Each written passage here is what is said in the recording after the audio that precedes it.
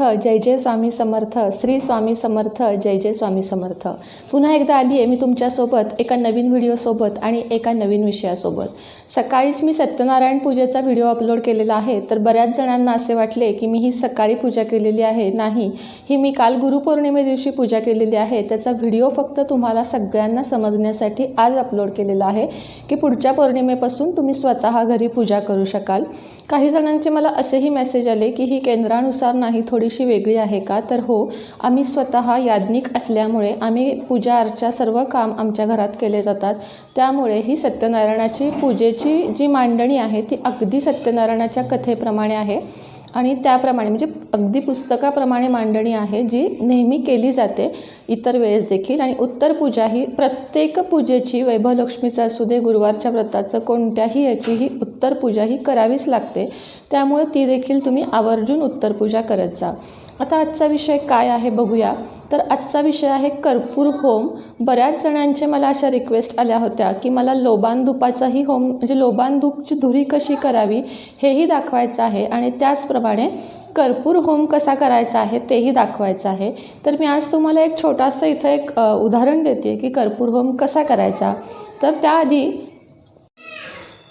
आपण कापूर होम काय असतो आणि कापूर होमामुळे होणारे फायदे जाणून घेऊया।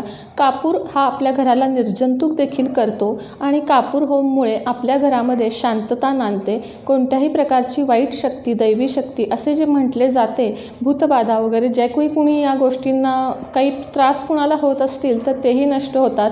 घरातली रुसलेली माणसे चांगली होतात, घरातले मतभेद मिटतात, तसेच शांती लाभते, आपल्याला देवाची कृपा देखील लाभते। हा उपाय कधी कधी करावा, तर हा उपाय तुम्हाला अमावस्या, पौर्णिमा आणि प्रत्येक शनिवारी करायचा आहे।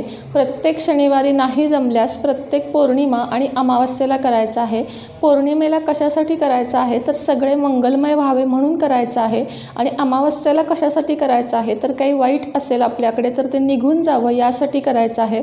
आणि प्रत्येक शनिवारी घरशुद्धीकरणासाठी आपल्याला हा उपाय करायचा आहे, जेणेकरून आपल्या वास्तूतील सर्व दोष, वास्तूतील सगळी नकारात्मकता निघून जाईल। आपल्या घरात कोणीही येतं, ते कशा प्रकारे येतं, कोणत्या इच्छेनं येतं हे आपल्यालाही माहीत नसते। आपले मन आपण निर्मळ ठेवावे आणि समोरचे जे येईल त्याच्याबद्दल आपण मनात शंका न घेता त्याचाही पाहुणचार करावा। हेच आपले परंपरा आहे आणि हेच आपल्यावरचे संस्कार आहेत। तरी देखील काही वेळेस काही व्यक्ती येऊन गेल्यानंतर कधी कधी ज्यांच्याकडे गायी आहेत त्या दूध देण्याच्या कमी येतात, मुलं रडू लागतात, असे अनेक प्रकार या जगामध्ये घडतात, ज्याला धड नाकारताही येत नाही आणि आपण सुशिक्षित असल्यामुळं त्याला धड होकारही देता येत नाही। पण असे काहीही त्रास असू दे, या कापूर होमामुळे तुमच्या घरातून ते निघून जातील। आणि ही कुठलीही अंधश्रद्धा नाही, तर हे फक्त एक करण्याचा उपाय आहे जो पौर्णिमा, अमावस्या आणि प्रत्येक शनिवारी करायचा आहे तुम्हाला। ह्याच्यामुळे तुमच्या घरामध्ये वाईट काही होणार नाही, सगळं मंगलमयच घडेल। आता यामध्ये दोन गोष्टी आहेत। पौर्णिमेला जर तुम्हाला करायचं असेल आणि तुमच्या घराच्या सुख सौभाग्यासाठी करायचं असेल तर ही जी नारळाची शेंडी आहे ती आपल्याला देवाकडे करायची आहे आणि इथे कापूर जाळायचा आहे। आणि जर तुम्हाला कुठल्याही देवाची सिद्धी प्राप्त करून घ्यायची असेल, तुम्हाला जर देवकार्यामध्ये देवीची एखाद्या सिद्धी प्राप्त करून घ्यायची असेल तर ही शेंडी तुमच्याकडे ठेवून ह्याच्यावर कापूर जाळायचा आहे। असे दोन प्रकार आहेत। कापूर जाळताना तुम्हाला ओम काळभैरवाय नमः स्वाहा हा मंत्र म्हणायचा आहे। हा नसेल म्हणायचा तर ओम दत्तात्रेय नमः स्वाहा हा मंत्र म्हणायचा आहे, किंवा आपला ओम श्री स्वामी समर्थाय नमः असा मंत्र म्हणायचा आहे। आपल्याला घ्यायचा आहे त्यासाठी हा कापूर, भीमसेनी कापूर, साधा कापूर घ्यायचा नाही, तर काहीही फायदा देत नाही।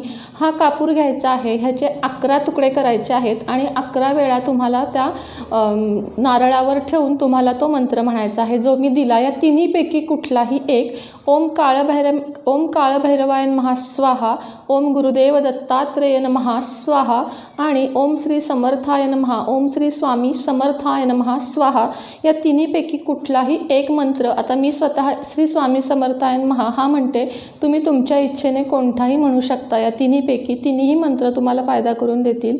या देवाला आपण प्रसन्न करत असतो हा मंत्र म्हणून आणि सगळ्या वाईट शक्तींचा नाश करत असतो। बाकी यामध्ये आपण काही वाईट करत नाही। आता या नारळाचं काय करायचं, तर हा कुठला उताराचा वगैरे नारळ नाही, तर हा नारळ आपण आपल्या सुखासाठी कर्पूर होम केलेला एक शुद्ध आणि सात्विक आणि चांगला नारळ आहे. त्यामुळे हा आपण फोडून प्रसाद म्हणून खायचा आहे. प्रत्येक शनिवारी जर केलात तर प्रत्येक शनिवारचा लगेच फोडून प्रसाद करायचा आहे. पौर्णिमेला केलात तरी प्रसाद करून खायचा आहे. फक्त अमावस्येचा नारळ जो असतो तो न खाता तुम्हाला चौकामध्ये जाऊन रात्री 12ला किंवा 12च्या आधी जेव्हा कोणी नसतं, असं कुठल्याही 4 दिशेला रस्ते जातात त्या रस्त्याला जाऊन फोडून टाकायचं आहे. मागं न बघता घरी परत यायचं आहे आणि हातपाय धुवून घरात यायचं आहे. फक्त अमावस्येला केलेला नारळ घरात वापरायचा नाही. बाकी पौर्णिमा आणि शनिवारी केलेला नारळ तुम्ही घरी वापरू शकता, कारण हा शुद्ध आणि सात्विक नारळ आहे. असे म्हटले जाते, शास्त्रकारांनी असे सांगितले आहे की उभा फुटला नारळ तर आपली इच्छा पूर्ण झालेली आहे, म्हणजे आपलं देवानं ऐकलेलं आहे असे म्हणतात. परत पावला म्हणजे नासलेला नारळ असेल तरीही आपली इच्छा पूर्ण झाली असे म्हणतात.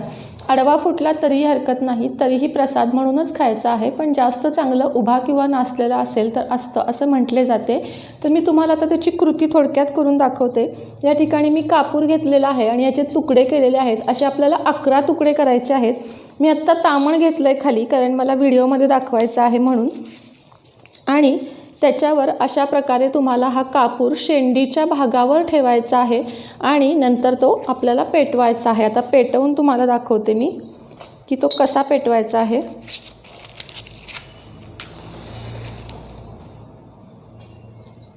या प्रकारे तुम्हाला तो पेटवायचा आहे. हे बघा, आता ही पहिली ज्योत जोपर्यंत मोठी आहे तोपर्यंत ओम श्री स्वामी समर्थनाय स्वाहा, ओम श्री स्वामी समर्थाय नमः स्वाहा, ओम श्री स्वामी समर्थाय नमः स्वाहा असं म्हणत म्हणत ही ज्योत थोडी कमी झाली, मालवली की दुसरा कापूर यामध्ये टाकायचा आहे. तेव्हाही म्हणायचं आहे ओम श्री स्वामी समर्थाय नमः स्वाहा, ओम श्री स्वामी समर्थाय नमः स्वाहा. असे 11 तुकडे संपेपर्यंत तुम्हाला हा जप करायचा आहे.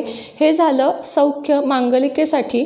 जर तुम्हाला सिद्धी प्राप्त करून घ्यायची असेल तर शेंडी आपल्याकडे घ्यायची आहे आणि जर अमावस्येला केलात तर हा नारळ टाकून द्यायचा आहे. लक्षात ठेवा, पौर्णिमेचा नारळ तुम्ही तुमच्या घरामध्ये जर काही दूषित वातावरण आहे असे तुम्हाला सतत वाटत असेल किंवा वास्तुशास्त्रानुसार तुमचं घर नसेल तर हा नारळ तुम्ही उभा वरून खाली असा सगळ्या घरात प्रत्येक कोण्यामध्ये म्हणजे प्रत्येक कोपऱ्यामध्ये तुम्हाला हा नारळ फिरवायचा आहे. हे लक्षात ठेवा. आणि ह्याची जी ज्योत आहे ती मालवायच्या आधीच त्यामध्ये अशा प्रकारे कापूर टाकत मंत्र म्हणायचा आहे. या तिन्ही मंत्रापैकी कुठल्याही मंत्राचा तुम्ही वापर करू शकता. आता संपूर्ण घरभर तुम्हाला का फिरायचं आहे, तर तुमच्या संपूर्ण घरामधलं शुद्धीकरण या कापरामुळे होते आणि तुम्ही एकदाच फक्त अगदी एका पौर्णिमेला करून बघा, फरक बघा आणि तुम्ही मला सांगा की कसं वाटते. यानंतर मी तुम्हाला एकदा लोबान तुपाची धुरी पण असं प्रात्यक्षिक करून दाखवणार आहे. प्रात्यक्षिकामुळे कृती समजते आणि लक्षात येतं. आता मी हा नारळ कुठेही सोललेला नाही आहे, काही नाही आहे, अख्खाच घेतलेला आहे आणि तसाच घ्यायचा आहे आपल्याला. आणि नारळाचं काय करायचं हेही मी सांगितलेलं आहे. अमावस्येचा नारळ तुम्हाला चौकामध्ये फोडून चारीकडे टाकून द्यायचा आहे आणि पौर्णिमेचा नारळ आणि शनिवारचा नारळ घरामध्ये तुम्हाला खाऊन टाकायचा आहे.